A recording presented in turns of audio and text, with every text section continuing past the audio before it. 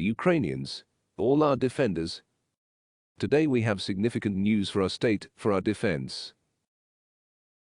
First, the United States has prepared a new support package for Ukraine worth $33 billion. In particular, more than $20 billion can be allocated for defense. More than $8 billion is planned for economic support. Another $3 billion will be allocated for humanitarian aid. This is a very important step by the United States, and I am grateful to the American people and personally to President Biden for it. I hope that the Congress will quickly support this request for help to our state. President Biden rightly said today that this step is not cheap. But the negative consequences of Russia's aggression against Ukraine and against democracy are so large-scale for the whole world that, in comparison with them, this support from the United States is necessary.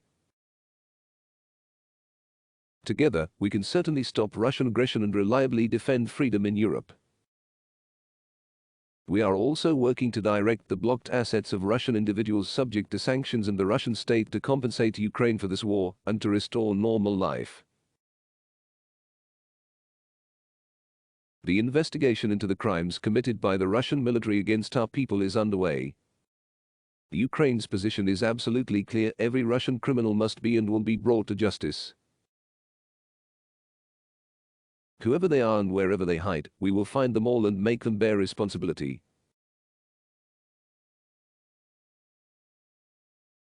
The first 10 Russian servicemen from the 64th Motorized Rifle Brigade of the Russian Ground Forces, who committed crimes against our people in Bucha, Kyiv region, received the status of suspects.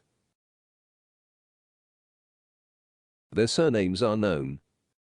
It is established what they did. We know all the details about them and their actions. And we will find everyone. Just as we will find all the other Russian thugs who killed and tortured Ukrainians. Who tormented our people. Who destroyed houses and civilian infrastructure in Ukraine. None of these bastards will avoid responsibility. However, some of them may not survive until trial and fair punishment. But for one reason only. This Russian brigade was relocated to the Kyiv region. There they will get retribution from our military. Prime Minister of Bulgaria Kirill Petkov paid a visit to Kyiv today.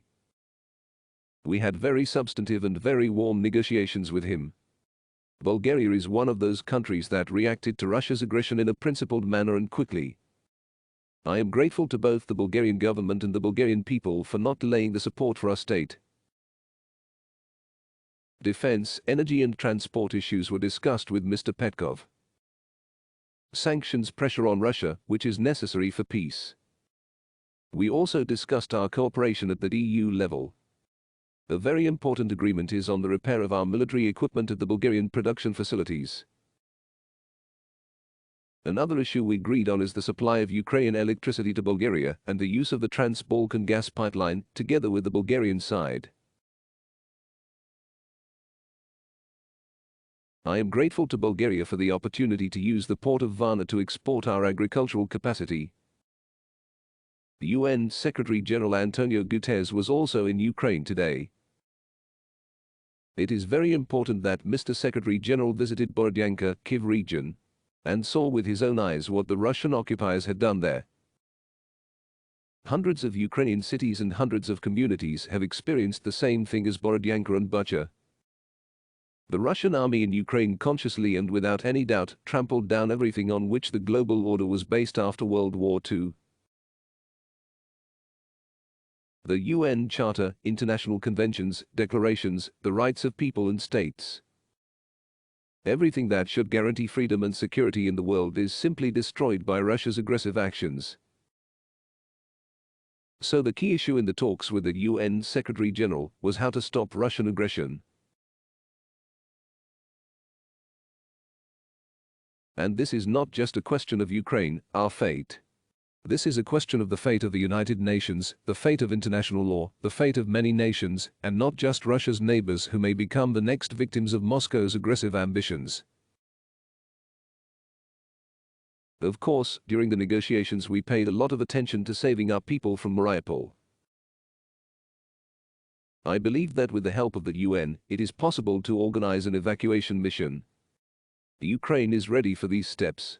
But it is also necessary for the Russian side to consider this issue without cynicism and actually do what it says. Moscow claimed they had allegedly ceased fire in Mariupol. But the bombing of the defenders of the city continues. This is a war crime committed by the Russian military literally in front of the whole world. Russia's shelling of Mariupol did not stop even when the UN Secretary-General was holding negotiations in Moscow. And today, immediately after the end of our talks in Kyiv, Russian missiles flew into the city. 5 missiles. And this says a lot about Russia's true attitude to global institutions. About the efforts of the Russian leadership to humiliate the UN and everything that the organization represents.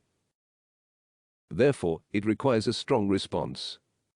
Russian missile strikes at Ukraine, Kyiv, Fastov, Odessa, and other cities once again prove that we cannot let our guard down. We cannot think that the war is over. We still have to fight. We still have to drive the occupiers out. Today, the Russian army continued its offensive attempts in the east of our country, in Donbas. Tries to advance in the southern regions. The armed forces of Ukraine repel the invaders, and I am grateful to each of our defenders who are holding positions. We are doing everything to help our army, to provide the military with all the necessary weapons. Every time I contact my partners, I emphasize that weapons for Ukraine right now, the very types we ask for and just when we need them, are salvation not only for our people.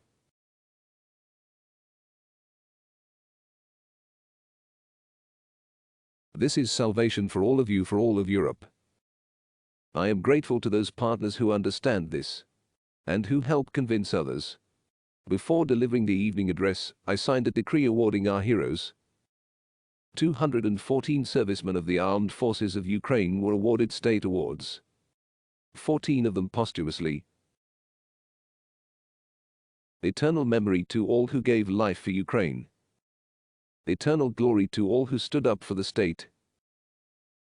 Glory to Ukraine.